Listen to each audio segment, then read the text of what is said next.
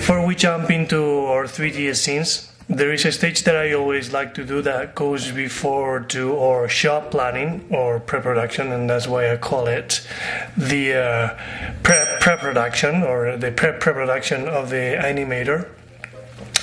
And this pre-production basically is based on three limiting actions or three limiting factors that are going to affect us very much, and that we should acknowledge before anything else.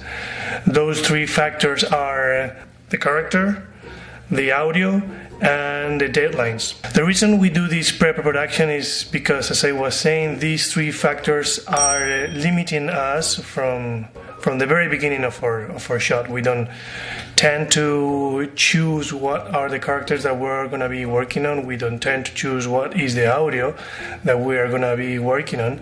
And usually the deadlines that we are working on are very, very tight. So this definitely is going to affect our creativity and in the long term or all the professional outcomes.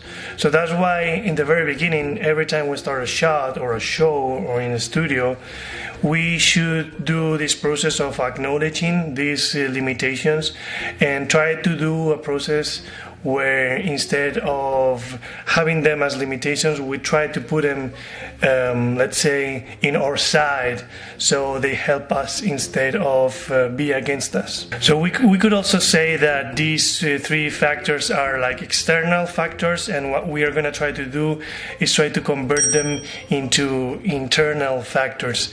The main goal of all this is to find motivation or find inspiration in all of these three, so they can really help us and be part of the creative process rather than something that we have to struggle or rather than source of frustrations or stress. We don't really want that.